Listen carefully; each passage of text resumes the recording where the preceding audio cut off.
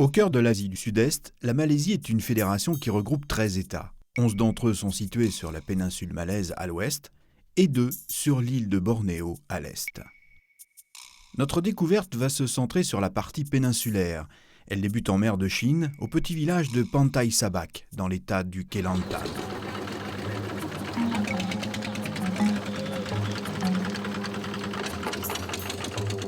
Le soleil n'est pas encore levé que le jeune Zaroupi est déjà à pied d'œuvre. Il part pêcher avec ses 2 frères, son père, son grand-père et son oncle. Aujourd'hui est un jour crucial. La saison de pêche se termine et les derniers jours n'ont pas été bons. Le père de Zaroupi, Yacoub, pêche depuis l'âge de 12 ans. Il en a maintenant 47. L'hélice qui propulse son bateau est située à 3 mètres de la coque. Ce système lui donne maniabilité et vitesse. L'embarcation aux couleurs vives et à la proue sculptée lui vient de son père. La famille de Yacoub et Zaroupi ne pêchent pas seuls. Ils font partie d'une équipe qui comprend 5 bateaux et une trentaine de pêcheurs. Les pêcheurs de Sabak sont célèbres en Malaisie pour leur esprit d'équipe et leur valeur d'entraide et de partage. Cet esprit particulier a un nom en malais. On l'appelle le Gotong Royong.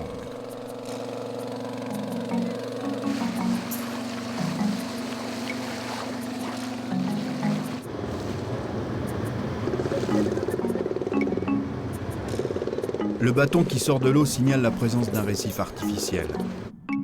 Le récif a été immergé il y a quelques années à plusieurs kilomètres de la côte. Il s'est corallisé et a vu se développer des colonies de poissons de différentes tailles et espèces.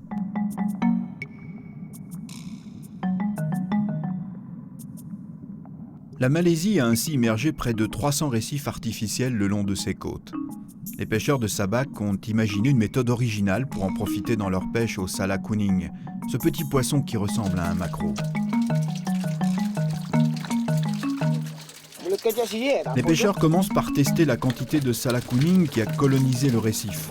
Ils utilisent une ligne avec de nombreux hameçons qu'ils appellent un Apollo. Lorsque le test est concluant, la pêche peut commencer. La première étape consiste à mettre en place un filet de plusieurs centaines de mètres de long. Il est posé par 4 des 5 bateaux, à l'écart du récif artificiel, par 30 à 40 mètres de fond. Le 5e bateau, le bateau amiral, se relie aux 4 autres par un système de cordage avant de partir vers le récif pour y chercher les poissons.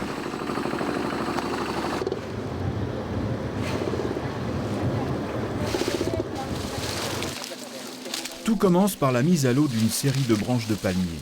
Elles sont lestées par une pierre et descendent à la pique du récif. Ces palmes sont en fait un piège que les Malais appellent un nunjang. Elles descendent progressivement vers le fond et viennent attirer les poissons. 2 plongeurs entrent en action. Leur rôle est de surveiller les mouvements des poissons du récif vers les palmes.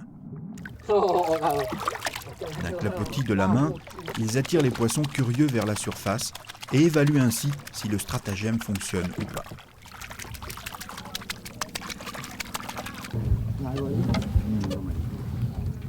Grâce au cordage qui le relie aux autres embarcations, le bateau amiral va progressivement être tiré vers les autres bateaux à la force du poignet. Sans les cordages, les forts courants marins auraient vite fait de les disperser les uns des autres. Les palmes et leur nouvelle population sont amenées progressivement vers le filet. Quand ils sont sûrs que les poissons ont suivi, les plongeurs passent le mot. Il reste peu de temps avant que la marée ne remonte et que les courants ne s'inversent. L'équipe du bateau amiral retire rapidement les palmes de l'eau et donne le signal du départ aux tireurs de filet. Il doit également sortir rapidement du centre de la zone de pêche en évitant que son hélice ne vienne se prendre sur l'un des bords du filet.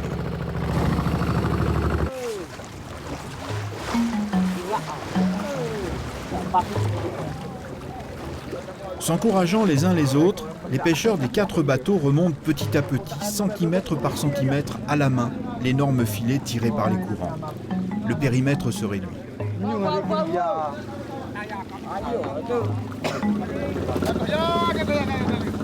Les dernières pêches ont été décevantes. À peine 5 ou 6 casiers pour les 5 bateaux. Pas de quoi faire sauter de joie nos 30 marins.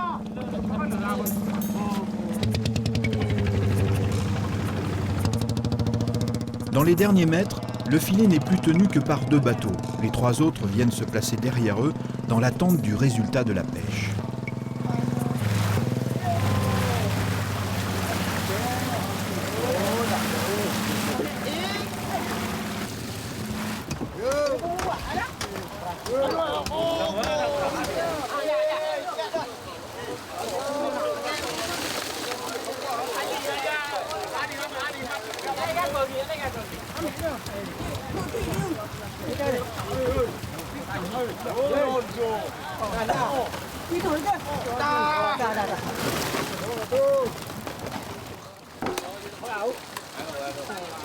Les uns après les autres, les paniers sont hissés hors du filet. Encore frétillants, les poissons viennent remplir les bacs de chacun des 5 bateaux selon un système de répartition équitable. Le produit de la pêche est divisé tout simplement par 5. Un peu de glace est ajouté pour conserver le poisson jusqu'au retour au port.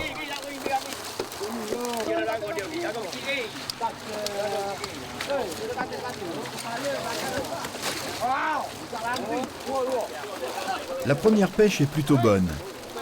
Chaque bateau repart avec 2 casiers pleins. Les pêcheurs ont décidé de ne pas s'arrêter là. Ils veulent tenter leur chance près d'un autre récif.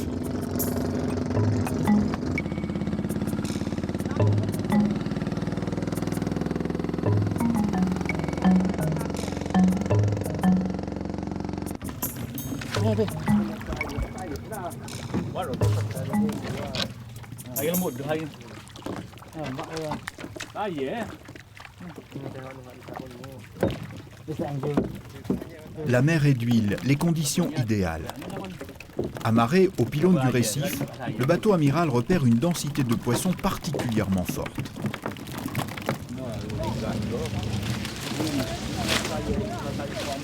Les mêmes manœuvres se succèdent à un bon rythme. Les palmes de Lunjang sont mises à l'eau, tirées à l'aplomb du filet et retirées. Le filet peut être remonté. Cette fois-ci, il pèse vraiment très lourd.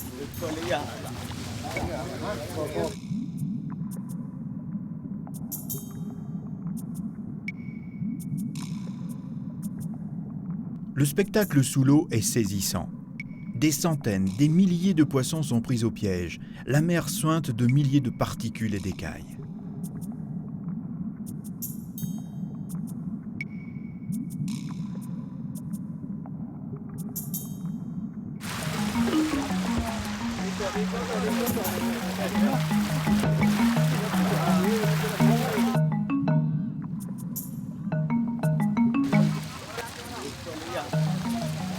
C'est seulement maintenant que les pêcheurs se rendent compte de la quantité de poissons qu'ils ont pris. Le filet replié n'est plus qu'un tapis serré de poissons blancs et argentés.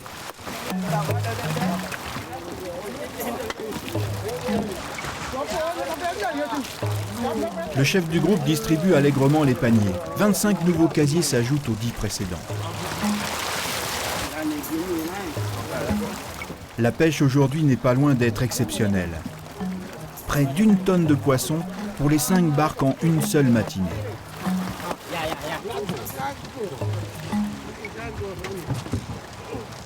La Malaisie, peuplée de 22 millions d'habitants, compte 76 000 marins pêcheurs. La pêche est au cœur de la vie des États du nord-est de la péninsule.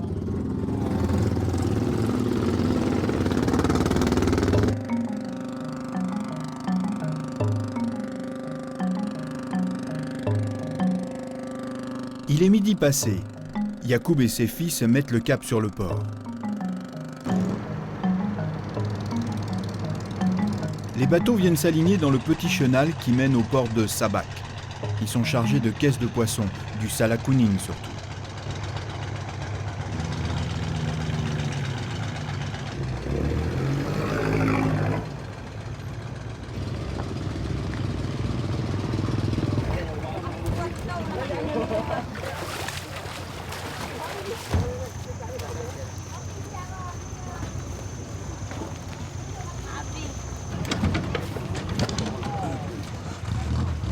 Le poisson est déchargé et trié par Yacoub, sa femme et ses fils. Il sera ensuite vendu sur le marché de Kota Baru, la grande ville voisine.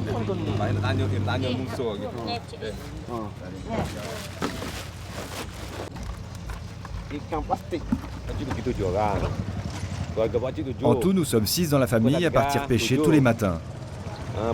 Et au retour, nous partageons l'argent gagné.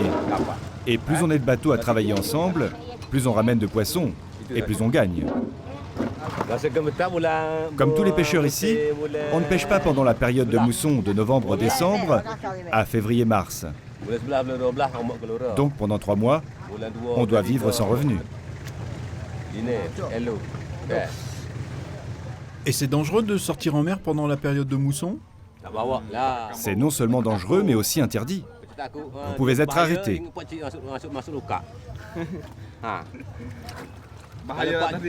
Moi non plus, je prendrai pas ce risque. La mer est dangereuse pendant la mousson. Oui, c'est dangereux. Le bateau risque de se retourner, les marins de tomber à l'eau et moi de finir en prison. Oui, en prison. Pêcher n'est pas sans danger ici. Il y a 2 ou 3 semaines, j'ai été suivi par un requin lorsque j'étais à l'eau. Oui, il est pas passé loin. Rien de grave nous est arrivé jusqu'à présent et j'espère que ça va continuer.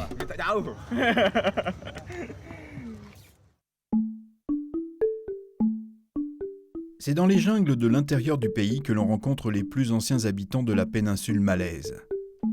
À Tasik Bera, dans l'état de Pahang, vivent 1400 aborigènes de l'ethnie des Sémalais. Tasik Bera est un labyrinthe de rivières et de lacs qui couvre près de 7000 hectares. Ici, flore et faune sont d'une grande richesse et diversité. On dénombre 200 espèces d'oiseaux et près d'une centaine d'espèces de mammifères et d'invertébrés.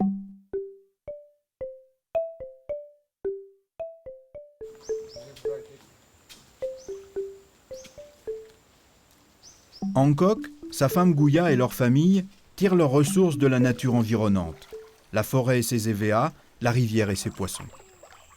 Aujourd'hui, ils partent pêcher avec leur belle-fille, Janery, et leur petit-fils, Bin. Les rivières et lacs de Bera sont peuplés par plus de 90 espèces de poissons différents. Les plus nombreux sont les poissons-chats, carpes, barbillons, ampalas et autres tomanes.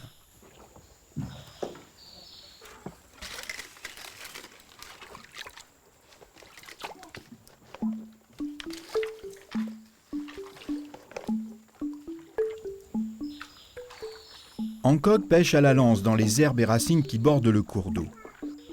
Après plusieurs pluies précoces, les eaux de la rivière sont brutalement montées, rendant la pêche difficile et aléatoire. La pêche à la lance tend à disparaître. Les jeunes Sémalais lui préfèrent la pêche au filet.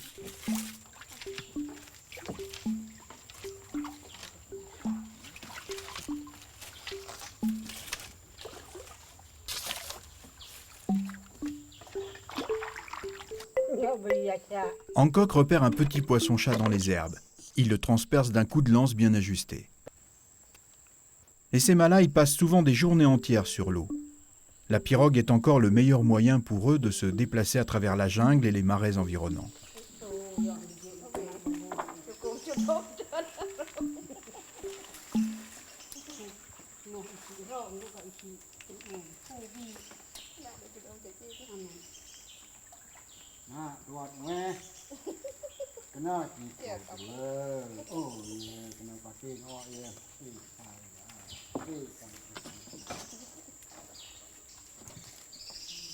Hancock relève un piège à poissons en bambou qu'il a laissé là il y a quelques jours. Pendant qu'il en sort le poisson, Gouya en profite pour couper un peu de manioc.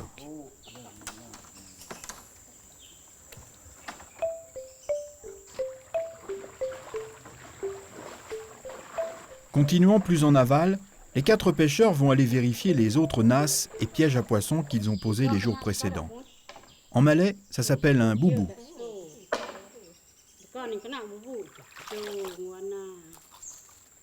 Les poissons y sont attirés par des morceaux de manioc.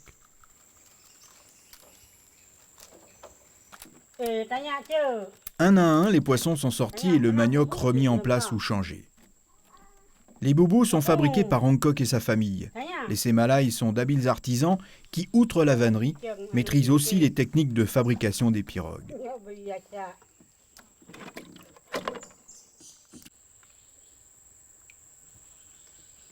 Deux poissons-chats de plus. Puis la nasse est remise dans la rivière.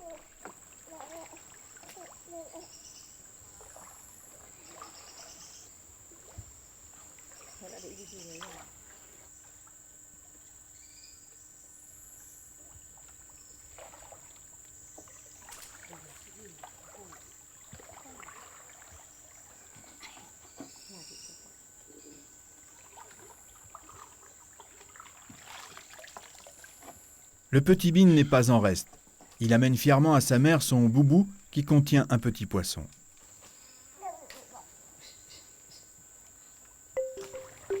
Selon la saison, les Sémalais pêchent des poissons, des crabes ou des tortues.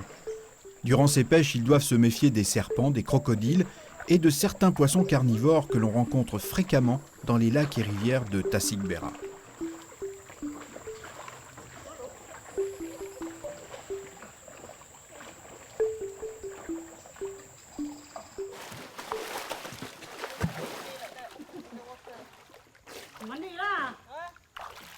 Pour Gouya, la pêche se termine toujours par un bain dans la rivière.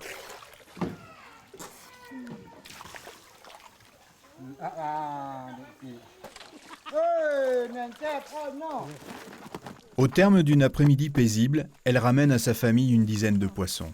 Quelle que soit leur taille, ils viendront agrémenter le repas du soir.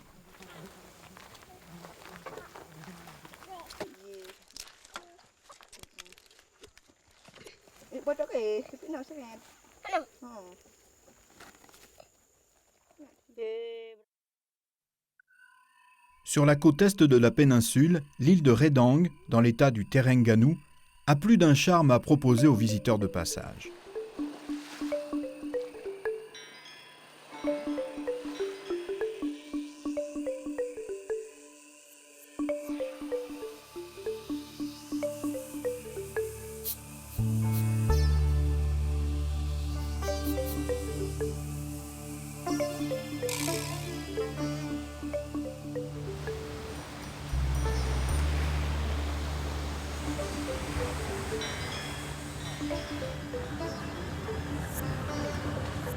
Les habitants de Redang vivent encore largement de la pêche. Ils ont repris et amélioré la technique ancestrale des nasses. Ici aussi, on les appelle des boubous.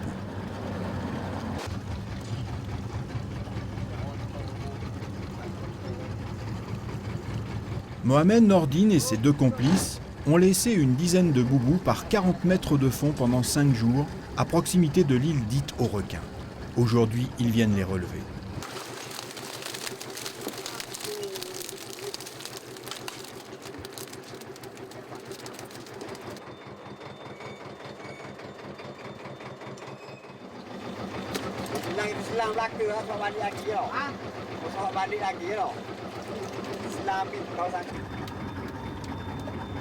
Une fois le boubou vidé de ses poissons, il est contrôlé, voire réparé, et remis sur le fond marin.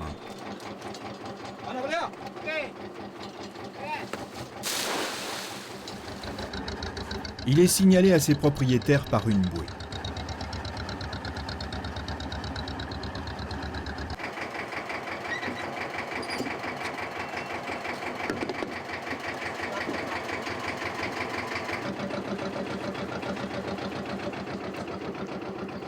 Les fonds alternent sable, roches et coraux.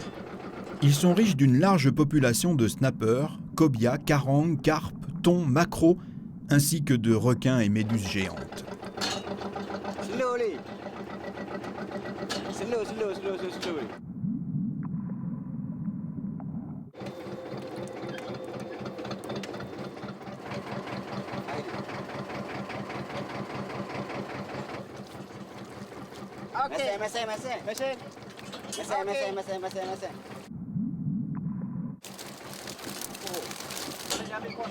Les poissons pénètrent par l'ouverture en forme d'entonnoir aménagée sur l'un des petits côtés de la nasse.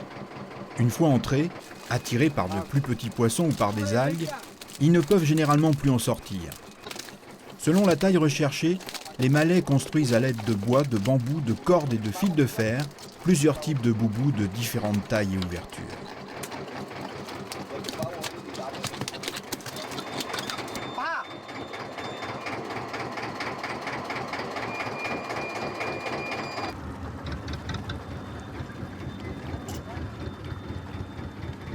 Le travail des trois coéquipiers est précis et complémentaire. Les courants autour de l'île ne leur facilitent pas la tâche. Les casiers peuvent aussi se coincer entre les roches ou les coraux du fond marin.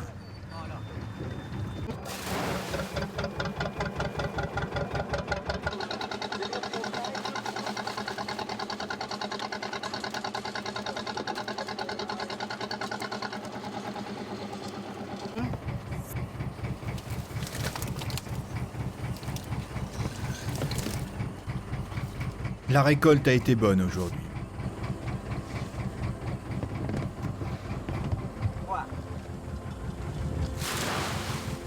Les boubous retournent vers les profondeurs marines pour quelques jours de plus.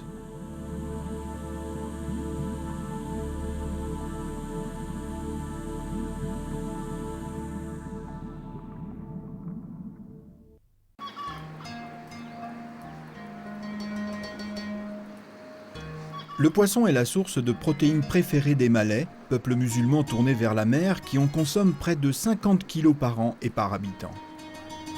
La Malaisie pêche tous les ans 1,5 million de tonnes de poissons et fruits de mer.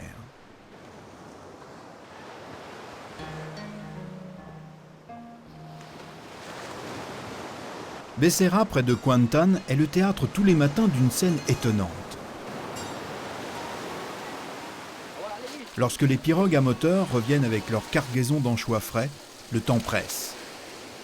Il faut immédiatement décharger et amener les anchois à l'étuve. Pour ce faire, les villageois utilisent 2 buffles. Dociles et bienveillants, ils ne craignent ni l'eau salée, ni la corrosion.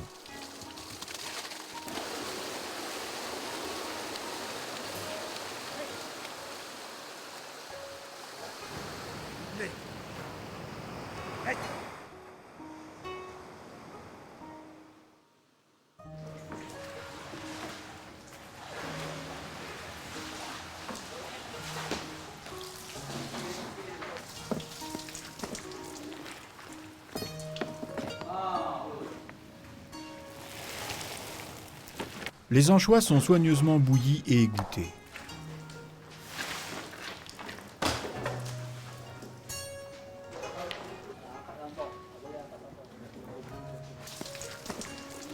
Puis, ils sont disposés sur de grandes claies de bambou devant le village, où ils sont séchés pendant plusieurs jours.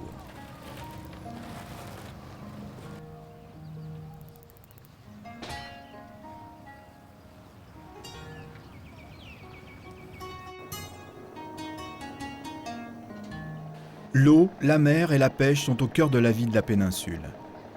La Malaisie est un pays de contraste, à la fois riche en traditions et résolument tourné vers la modernité.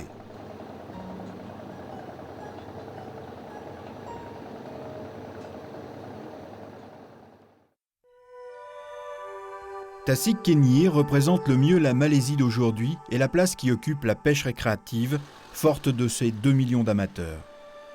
À 55 km de Kuala Terengganu, Kenyir est un lac tentaculaire aux 260 000 hectares et 340 îles.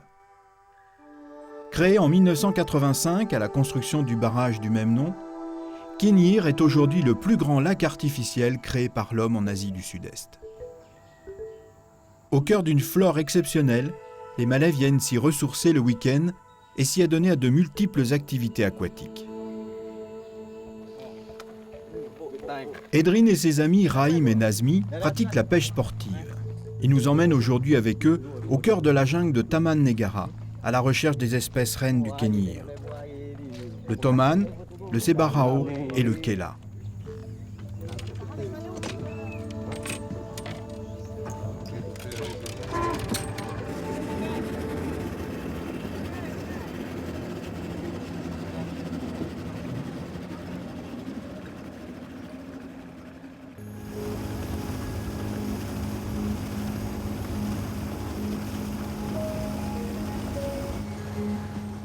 En chemin vers Taman Negara, ils croisent un surprenant houseboat qui permet à une dizaine de pêcheurs d'œuvrer jour et nuit et changer de site à leur bon vouloir.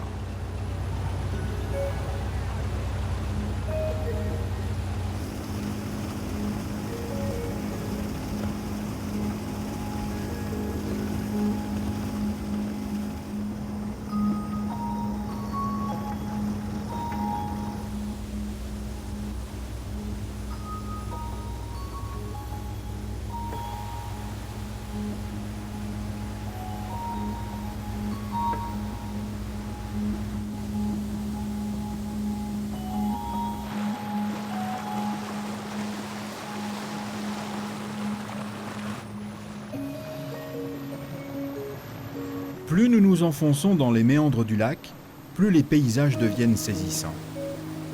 Kénir est un paradis pour les pêcheurs que nous croisons.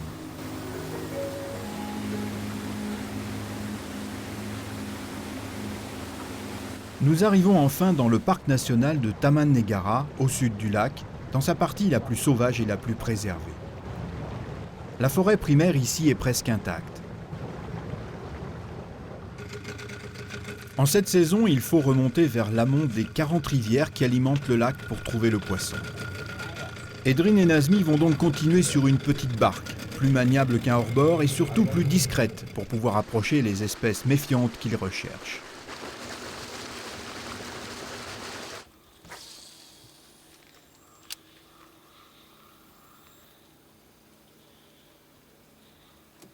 Ils tentent d'abord leur chance au milieu d'un morceau de forêt englouti, généralement l'un des meilleurs endroits où pêcher, les racines offrant de multiples caches aux poissons.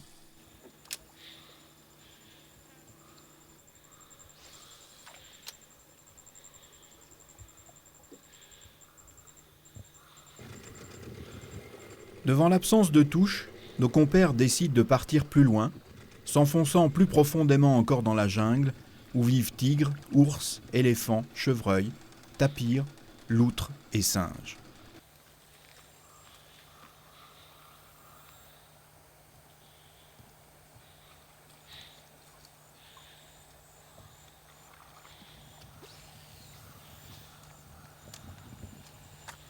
Edrine et Nazmi utilisent des cannes à pêche à action rapide et une ligne légère de 20 livres, qui laisse une chance aux poissons et rend la pêche plus sportive.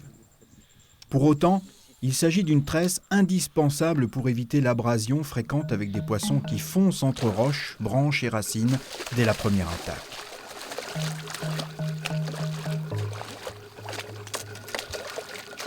À peine quelques minutes s'écoulent et Edrine ferre son premier poisson. Il doit éviter que le poisson ne file sous le bateau et ne casse la ligne.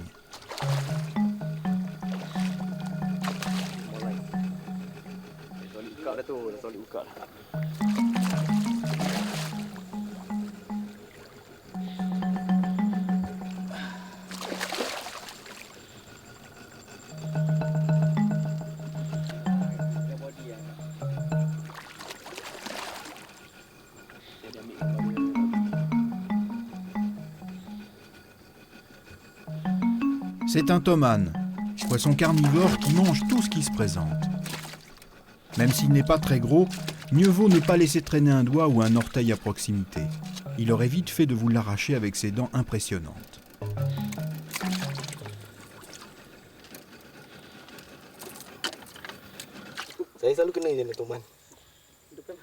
Voici un snakehead géant. Ici, on appelle ça un tomane. Avec sa forme allongée et sa tête qui ressemble à un serpent, il porte bien son nom de snakehead ou tête de serpent. Celui-ci pèse environ 1 kg. C'est au tour de Nazmi de passer à l'action. Le poisson argenté qu'il a ferré se débat comme un beau diable.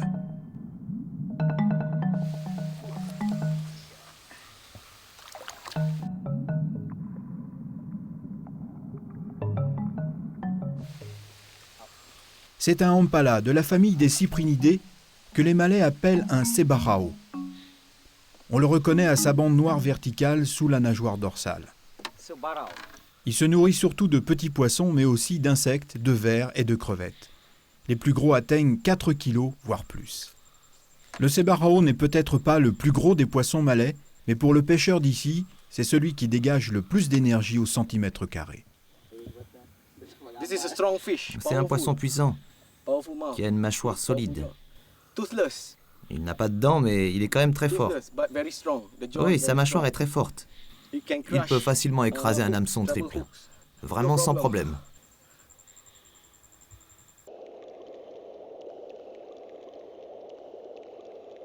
Edrine et Nazmi ferrent chacun un sébarao. Visiblement, un groupe a élu domicile dans ce coude de la rivière. Ils sont obligés de relâcher les plus petits.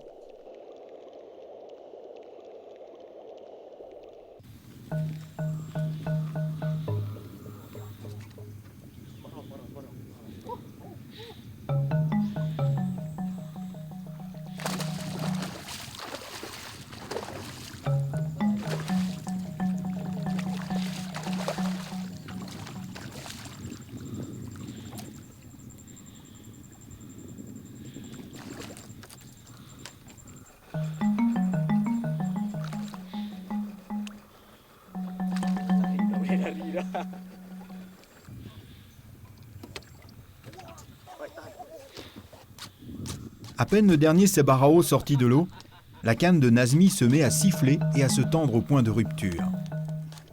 Après l'attaque, le poisson a plongé à pleine vitesse à l'opposé du bateau, essayant de se dégager en prenant le fil dans les racines et les roches. Nazmi doit le brider en force pour ne pas le perdre.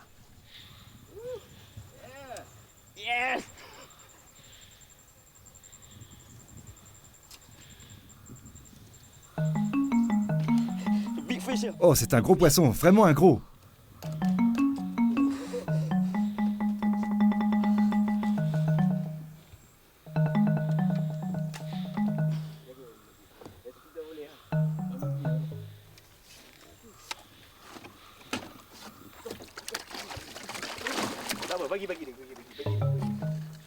Nazmi a ferré un tomane de bonne taille qu'il conduit avec doigté droit dans l'épuisette que tient Edrine.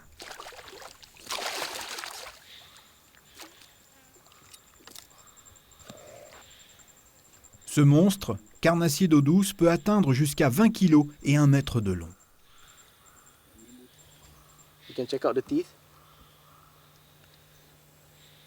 Il attaque vif, poisson mort et leurre, mais seulement quand il a faim ou est en colère. De plus en plus de pêcheurs sportifs viennent en Asie pour se mesurer à lui.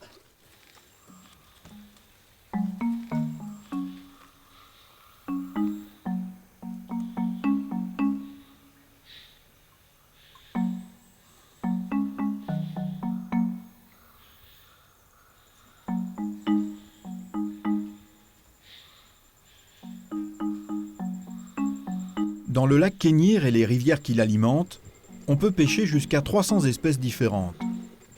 Outre le tomane et le sébarao, on trouve aussi des poissons-chats géants, des gouramis, des bélidas, des carpes et des brochets malais.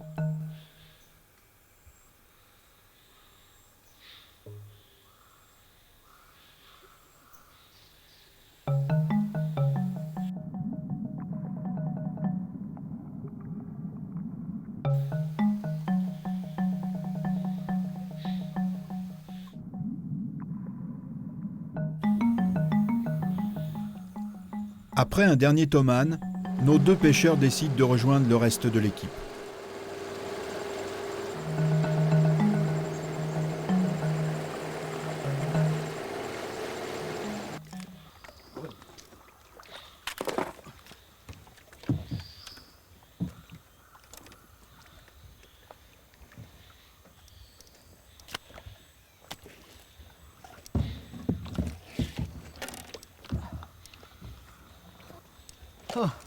Alors, qu'est-ce que vous avez pêché, Edrine? Oh, the catch was very good. On a eu une bonne pêche aujourd'hui. We got On a beaucoup de sébarao here, then toman. et quelques tomanes aussi.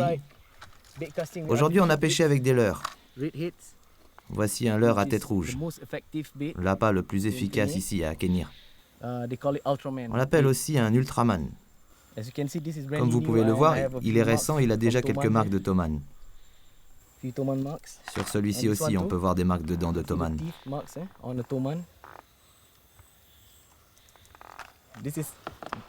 Et voici le dernier que j'ai testé. Il a la couleur des maquereaux C'est un shallow runner. Il est très beau et il permet d'attraper beaucoup de poissons. C'est avec celui-ci que j'ai attrapé mon premier toman aujourd'hui. On peut pratiquer beaucoup de méthodes et techniques de pêche ici, au lac Kénir. C'est possible notamment grâce à la taille et la diversité du lac qui offre de multiples opportunités.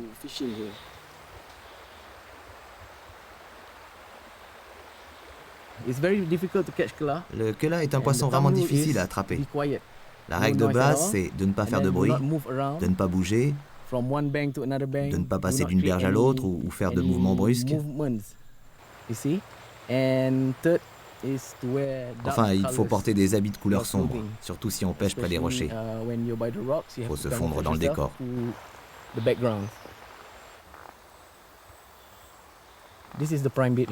Voici un excellent appât pour attraper le kela. La noix de palme, c'est vraiment ce qu'il y a de plus efficace. Le meilleur endroit pour attraper un kela, c'est en amont, là où l'eau est claire, assez profonde. J'ai dans les mains un petit spécimen de kela que Rahim a pêché tout à l'heure. Son nom scientifique, c'est le Tortambroides, le maser malaisien.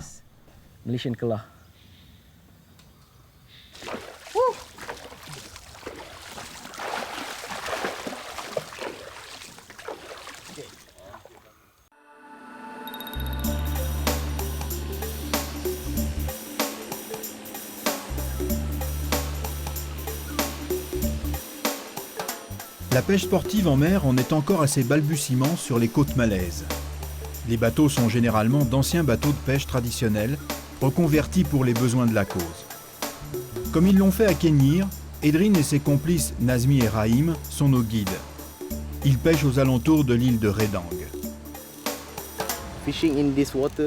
Pêcher par ici requiert beaucoup de connaissances et d'expérience. Un pêcheur au gros qui pratique ailleurs, en Malaisie, ne va pas forcément bien s'en tirer ici. C'est vraiment différent à Redang.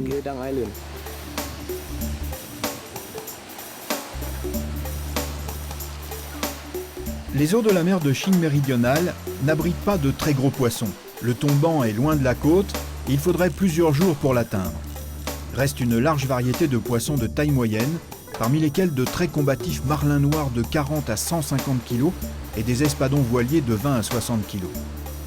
On y pêche aussi des coryphènes, des carangues géantes, ainsi que de nombreux barracudas, wahou, thons et snappers.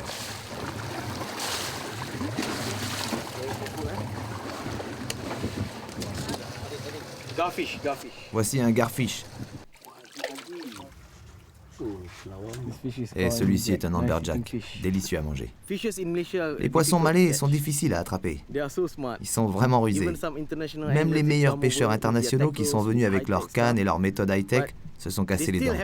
Ils ont bien repéré les poissons qu'ils voulaient, comme les marlins, qui leur ont tourné autour. Ils ont essayé encore, et ils ont abandonné. C'est un vrai défi de pêcher ici.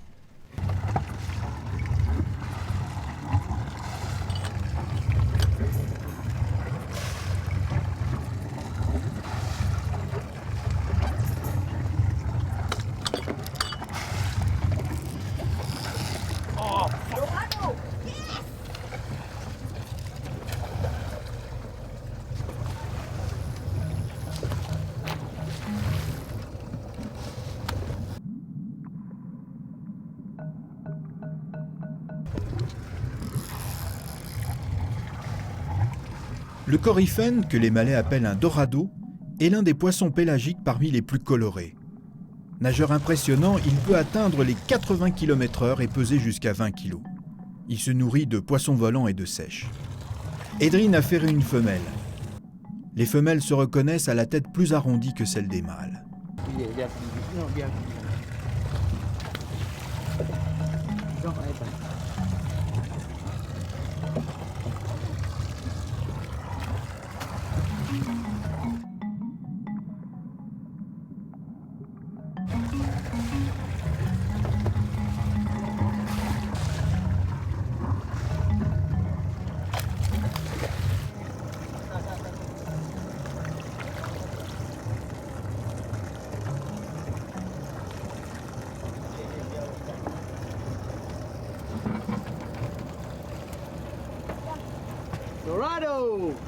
Un coryphène de l'île de Redang.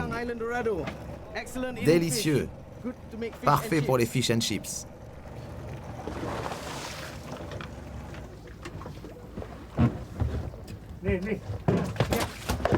My favorite fish. Mon poisson That should préféré. be- that definitely should Résolument be le marlin. Marlin.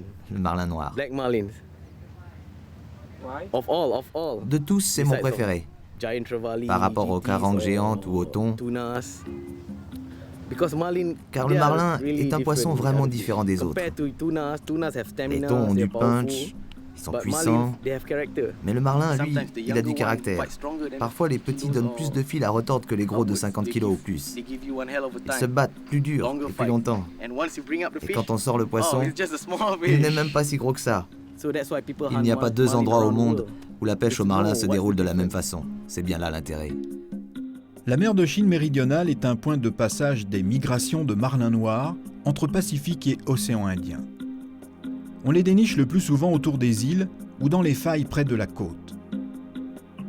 On les attrape à la traîne avec des appâts vivants ou des leurres. Comme les autres poissons à rostre, ils sont protégés en Malaisie et le plus souvent relâchés.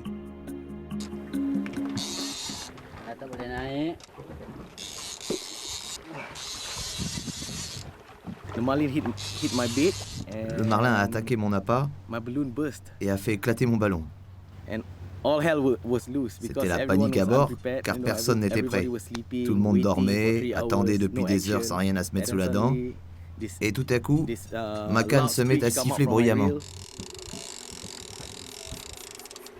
I estimated it's a big- j'ai d'abord pensé it que was c'était un big gros, fish, but it just take Ça a pris de half an 30 à hour to 45 45 minutes, car Even en though fait, I was- j'avais une even ligne though de I was 25 using livres. 25-pound line. Je me suis assuré que j'avais I make sure I had suffisamment de a lot fil of dans la line. canne, de 1000 700 à 1000 mètres, une ligne légère mais avec suffisamment de longueur. Just to make sure there's a lot of line. I was using a big reel but lighter line.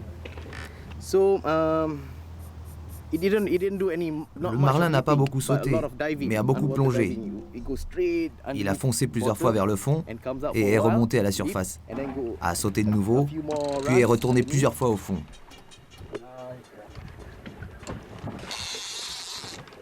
Okay.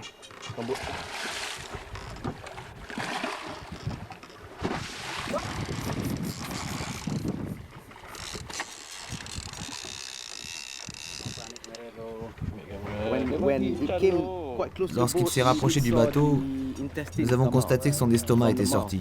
So, C'est vraiment dommage quand on pêche un marlin avec une ligne légère, car parfois il attrape l'appât et l'avale. It will hook, it will take the bait and swallow it, and Et on ne s'en rend pas compte quand on le fait. So, Je n'utilisais pas d'hameçon circulaire ce jour-là, qui est ce qu'il y a de mieux pour engamer un marlin au niveau de la bouche. Non, je n'utilisais pas celui-là. J'utilisais un hameçon normal. Nous avons décidé de ne pas monter le marlin sur le pont. Après un combat de plus d'une demi-heure avec une telle bête, ça aurait été dommage. Non, nous avons juste coupé la ligne, nous lui avons remis l'estomac à l'intérieur et on a commencé à essayer de le ranimer. Le bateau allait doucement, on s'est assuré que les branchies se remettaient à fonctionner. Il a commencé à remuer de la queue en se débattant, c'était bon signe. Ça voulait dire qu'il allait vivre. Tout allait bien, l'estomac était rentré. La queue s'est mise à bouger plus vite et nous l'avons lâché. Il est parti en nageant puissamment, ça a été le moment le plus fort. Relâcher un marlin.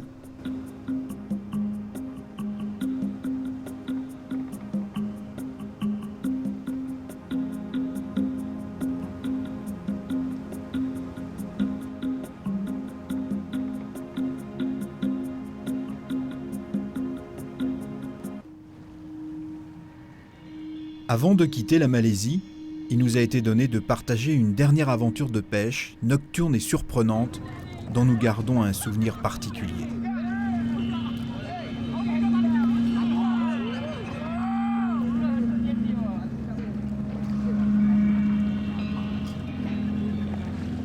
Il était une fois un bateau en pleine mer, au beau milieu de la nuit.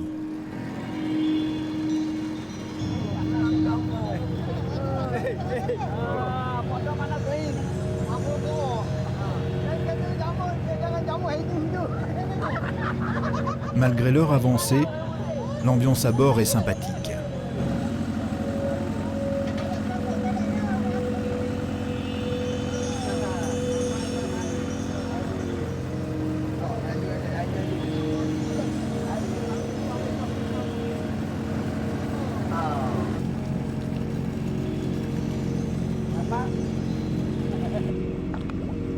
Il était une fois des poissons et des calamars qui étaient attirés par des lumières étincelantes.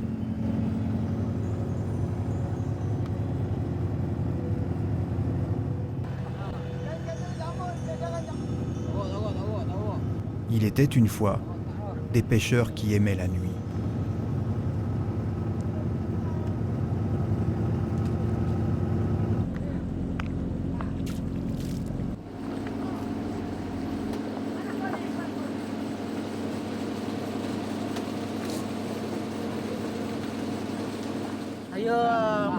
Je m'appelle Mustapha. Je viens du village de Penarik dans l'état de Terengganu. Je pêche depuis 5 ans en utilisant une grande seine circulaire, le Pukat Jerut. Nous pêchons la nuit, car avec nos lumières, nous attirons beaucoup de calamars et de poissons, et certains assez gros. Si j'en crois ces 5 années, la pêche est meilleure de nuit que de jour. Bien sûr, pêcher de nuit n'est pas sans danger. On n'est pas à l'abri d'un changement brutal de temps. On peut se retrouver en pleine mer, en pleine nuit, sans visibilité, avec mer agitée et grosses vagues. Mais quand la lune est là, généralement tout va bien et la pêche est bonne. Mon moment préféré, c'est quand on met en place les filets et qu'à la lueur du dernier flotteur allumé, on se rend compte qu'il y a vraiment beaucoup de poissons. On se met alors à redoubler d'énergie, tout le monde crie sa joie. On sait alors que tout ce poisson, et ça veut dire un bon revenu pour chacun d'entre nous. Il est plus d'1 heure du matin. Ça fait 5 heures que les poissons sont attirés par les lumières. 2 flotteurs surmontés de plusieurs lampes sont mis à l'eau. Les lumières du bateau sont éteintes. Les poissons vont maintenant se grouper autour de la barque et ses lumières. Le bateau va pouvoir ceinturer la zone avec une grande seine circulaire et prendre les poissons au piège. La lumière est rallumée sur le bateau pour équilibrer la densité de poissons de part et d'autre du filet.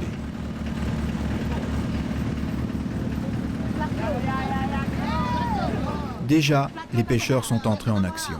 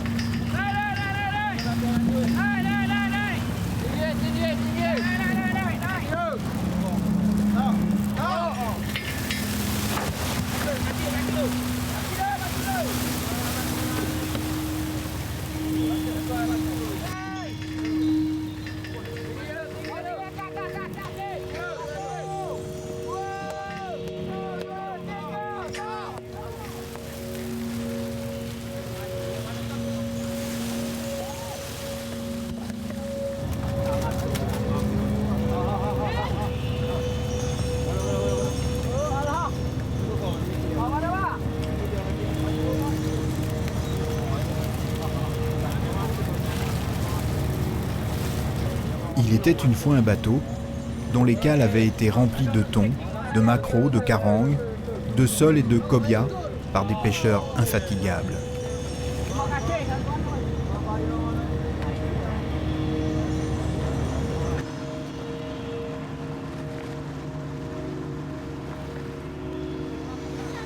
À l'image de la Malaisie tout entière, les 3 millions de pêcheurs professionnels, occasionnels ou sportifs de l'archipel entretiennent une relation étroite et passionnée avec les éléments marins et aquatiques.